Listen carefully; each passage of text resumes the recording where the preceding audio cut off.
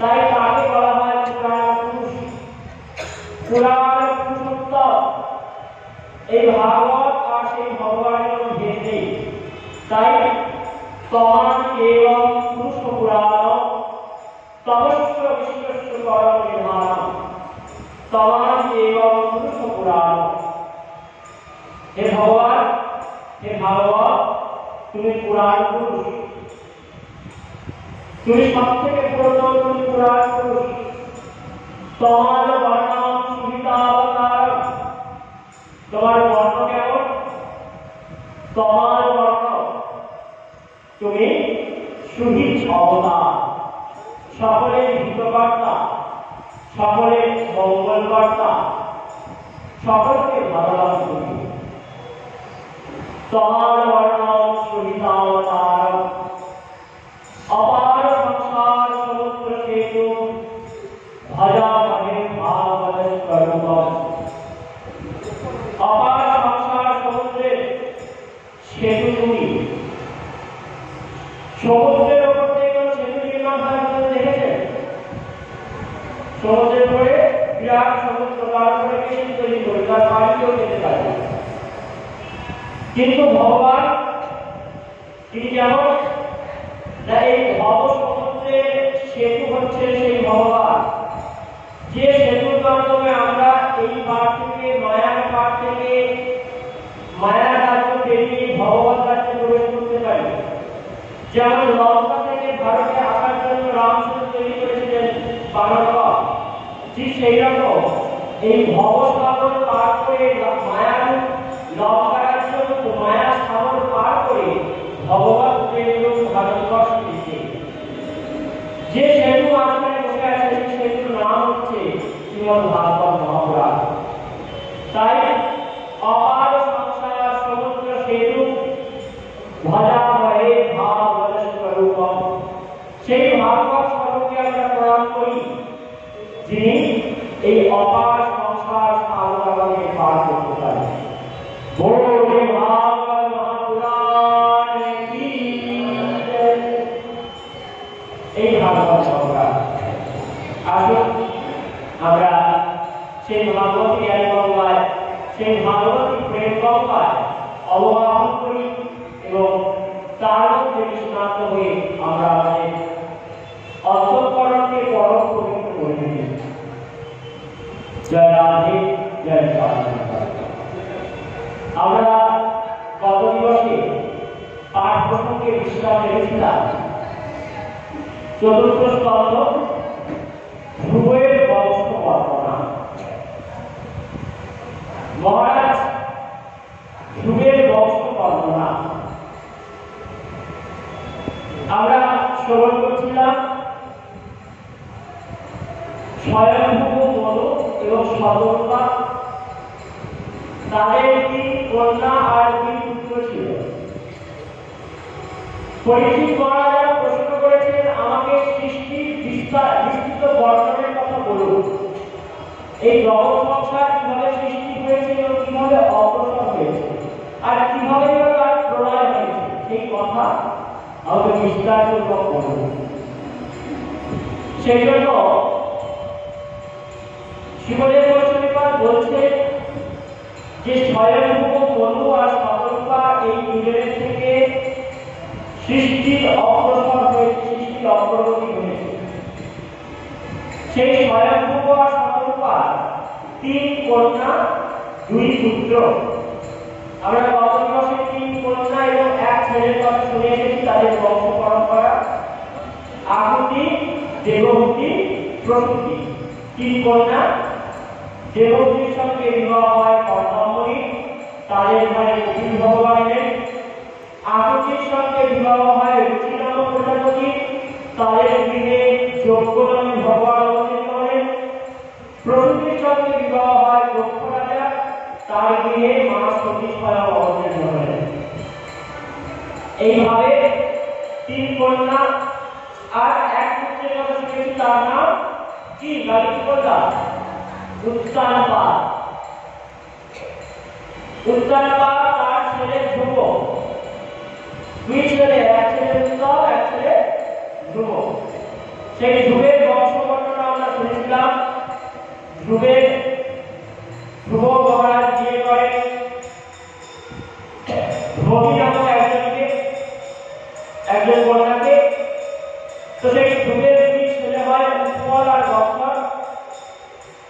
উৎপল ছোট থেকে বৈরাগী, বৎসর বিবাহ করে, সংসার করে, রাজত্ব করে। তার পুত্রত্বে আসে পুষ্পাণ্ড। পুষ্পাণ্ডের বংশ পরম্পরা চলতে থাকে। সেখানে জন্মগ্রহণ করে উল্লুক নামে এক রাজা। সেই উল্লুকের ছেলের নাম অঙ্গ, অঙ্গের ছেলে দেব।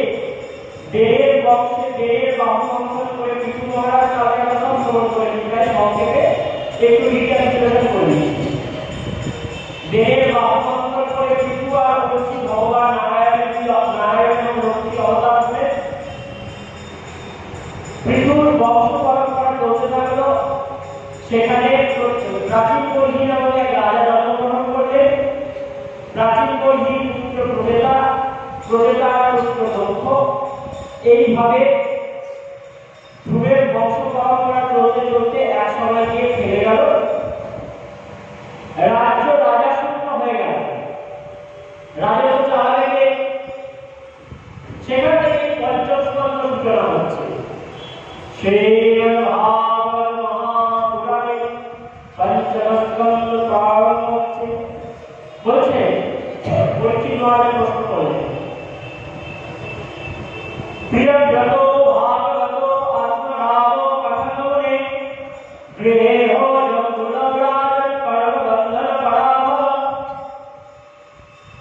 শেষ করে বসে কাল হে গুরুদেব, আপনি কৃপা করে বলুন, প্রিয়ব্রত ভাগবত শুনেছি রাজা প্রিয়ব্রত ছোট থেকে ভগবত ভক্তি করা যাচ্ছিলেন। সংসারে তার বৈরাগ্য ছিল। তিনি সংসার করতে চাইতেন না। সংসার জীবকে বাঁধে, তাই তিনি সংসার করতে চাইতেন না। তিনি চাইতেন আমি ভগবত ভজনে তল্লীন থাকব। যখন উত্তরকালের বংশ সমাপ্ত হচ্ছে, যোগ্য রাজা খুঁজে পাওয়া যাচ্ছে না, তখন স্বয়ংভূ মনু হিমালয় পর্বতের গুহার কাছে এসে উপস্থিত হলেন এবং গুহায় অবস্থিত প্রিয়ব্রতকে বললেন, তুমি সংসার করো। তাই পরীক্ষিতের প্রশ্ন যে প্রিয়ব্রত রাজা সবসময় ভগবানকে নিয়ে থাকতেন, তিনি কেন রাজা হলেন? আমরা যদি রাজা হই, আমরা যদি সংসার করি, তাহলে তো আমাদের ভজন হবে না। তাহলে তিনি কেন রাজা হলেন? ভক্ত কেন রাজা হবে? এই প্রশ্ন করেছে পরীক্ষিত মহারাজ। শিবদেব গোস্বামী বলছে, দেখো পরীক্ষিত, যদি সত্যিকারের কেউ ভগবানের ভক্ত হতে পারে, সেই ব্যক্তি সংসারে থাকুক আর গুহার পর্বতের ভিতরে থাকুক, তার দুই জায়গায় হৃদয় স্থিতি একই রকম থাকে। ভগবানের যদি ভক্তকে হতে পারে সত্যিকারে, তার সংসার তাকে বাঁধে না আর তার গুহাও তাকে বাঁধে না। যদি হৃদয়ে বৈরাগ্য না আসে, তার আগে যদি ঘর ছেড়ে জঙ্গলে চলে যায়, বলছি জঙ্গল কখনো কারো মঙ্গল করতে পারে না। জঙ্গলে গেলে মঙ্গল হয় না, হৃদয়টাকে জঙ্গল করতে হয়, হৃদয়টাকে আগে একান্ত করতে হয়, তারপরে বাইরে গিয়ে আগে হৃদয়কে একান্ত করতে হয়। কিন্তু যে ব্যক্তি সমস্ত পরিস্থিতিতে হৃদয়কে একান্ত করে ফেলতে পারে, বিবিধ শ্রেণী রসভাষী, সেই বিবিধ শ্রেণী ভক্তজন, তারা যেখানে থাকুক, তারা সব সময় ভগবানের প্রিয়তম, ভগবানের প্রিয় হয়ে থাকে। সেটা রামকৃষ্ণ পরমহংসদেব বলছে যে হিমালয়ের গুহার মধ্যে থাকে আপনার কাম কাঞ্চনের চিন্তায় মগ্ন থাকে, তাকে বলি ধীর। আর যে বেলা খায় সংসারে থাকে, অথচ তার কাম কাঞ্চনের কোনো হুঁশ নাই, সেই হচ্ছে আসল জ্যোতি। তাই আমরা যেখানে থাকি প্রথমে দরকার আমাদের মনটাকে ভগবতময় করে তোলা।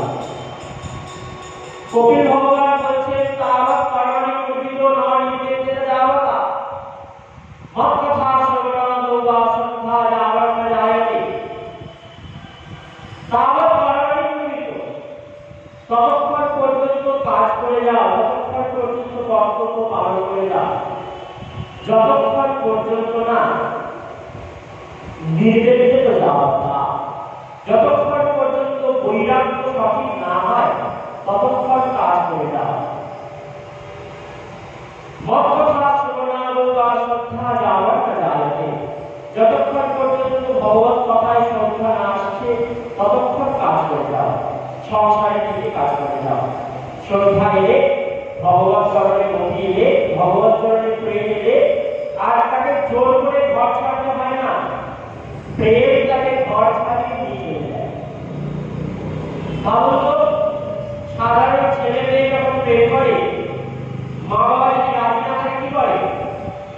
যে মা বাবা তাকে অতদিন ধরে মানুষ করলো সেই মা বাবাকে ছেড়ে পরের ছেলে কদিন টাকা তার হাত ধরে চলে যায়, তাই তো? এই হচ্ছে প্রেম। তাও এটা জাগতিক প্রেম, দেহের সম্বন্ধ, দেহকে নিয়ে, যতক্ষণ দেহটা সুন্দর ততক্ষণ এই আবশ্যক। তাহলে ভগবত প্রেম যখন কারো হৃদয়ে জাগে, তাকে জোর করে আর ঘর ছেড়ে দিতে হয় না, প্রেম তাকে এমনি ঘর ছাড়িয়ে নিয়ে চলে যায়। তাই তাবৎ কর্মণি কুর্বিত, ততক্ষণ পর্যন্ত থেকে কাজ করো, যতক্ষণ না বৈরাগ্যের উদয় হয়, প্রেমের উদয় হয়। পরীক্ষিতকে বলছেন সুখদেব গোস্বামী, আর যে ভক্ত সবসময় ভগবানের ভজনের তল্লীন থাকে, সে সংসারে থাকলেও তার যা, গুহায় থাকলেও তার সেই একই কাজ করে, সবসময় ভগবত চিন্তায় তার হৃদয় ভরে থাকে। তাই কোনটা সংসার আর কোনটা গুহা কোনো ভেদ সে করে না। তো প্রিয়ব্রত রাজার কাছে তার বাবা স্বয়ংভূ মনু এসে বলতে, তুমি সংসার করো। বাবার আদেশ পালন না করে প্রিয়ব্রত রাজা বলছে, আমি সংসার করবো না, সংসার আমাকে বেঁধে ফেলবে, মায়া আমাকে বেঁধে ফেলবে। প্রিয়ব্রত কথা শুনে বাবা বললেন, স্বয়ংভূ মনু বললেন, দেখো ভগবান ব্রহ্মা আদেশ দিয়েছেন সৃষ্টিকার্যকে অগ্রসর করা, সৃষ্টিকার্য অগ্রসর হবে যদি তুমি সংসার করো। তাই তোমার মতো ধর্মজ্ঞ পুরুষ যদি সংসার করে, তার যদি পুত্র হয়, তাহলে সৃষ্টিকার্য অতি সহজেই অগ্রসর হবে। তাই তুমি সংসার করো। এমন সময় নারদ মুনি সেখানে এসেছেন, নারদ মুনি বোঝাতে আরম্ভ করলেন সংসার করার কথা, কিন্তু কোনোমতেই রাজি হচ্ছেন না প্রিয়ব্রত রাজা। অন্তিমে হংস বাহনে করে ব্রহ্মা এসেছেন, ভগবান ব্রহ্মা, প্রজাপতি ব্রহ্মা, বলিয়ে ব্রহ্মা ভগবান কি জয়। ব্রহ্মা এসেছেন হংস বাহনে করে, রক্তিম বর্ণ, এসে উপস্থিত হতে প্রিয়ব্রত রাজা উঠে দাঁড়িয়েছেন, প্রণাম করেছেন এবং বললেন, হে ব্রহ্মাদেব, হে ব্রহ্মদেব, আপনি কৃপা করে বলুন আমি কি করতে পারি, আমার কি করণীয়। ব্রহ্মা আদেশ দিলেন, তুমি যে ভগবানের ভজন করো সেই ভগবানের আদেশ যে তুমি এখন সংসারে ধনী হও, তুমি সংসার করো, সঠিক সময়ে সংসার থেকে বিরক্ত হয়ে আবার চলে এসো জঙ্গলে। তাই প্রিয়ব্রত রাজা ব্রহ্মার কথা শুনে বিশ্বকর্মার কন্যা বহিষ্পতিকে বিবাহ করলেন। বিশ্বকর্মার কন্যা, সেই প্রিয়ব্রত রাজা এবং বহিষ্পতি তাদের সন্তান জন্মালো। প্রিয়ব্রত রাজা দেখতে পায় যে সূর্য একবেলা আলো দেয় আর একবেলা অন্ধকার করে দেয়। সকালবেলা সূর্যোদয় হয়, চারিদিকে আলোকিত, আর সন্ধ্যা হলে কি হয়, সূর্য অস্তমিত চলে যায়। যদি এদিকে আগে এবেলা সূর্য ওঠে, তো উত্তর গোলার্ধে এখন সকাল হলে দক্ষিণ গোলার্ধে এইরকম ভাবে দিন রাত্রি পর্যায়ক্রমে চলে। আর যখনই রাত্রি আসে তৎক্ষণাৎ কি হয়, মানুষ অলস হয়ে যায়, মানুষ ঘুমিয়ে পড়ে, সব সারা সকাল কাজ করে কিন্তু রাত্রিবেলা যে যার ঘরে গিয়ে ঘুমিয়ে পড়ে। প্রিয়ব্রত রাজা ভাবলেন মনে মনে, সূর্য একবেলা আলো দেয়, একবেলা আলো দেয় না, এতে মানুষ অলস হয়ে পড়বে। তাই একটি দিব্য রথে চড়ে তিনি পৃথিবীর পরিক্রমা আরম্ভ করলেন। আর রাত্রি হলো না, সব সময় সকাল, রাত্রি আর নেই, সূর্য অস্ত গেলেও প্রিয়ব্রত রাজার যে রথ, সেই রথের আলোতে চারিদিকে আলোকিত হয়ে থাকত।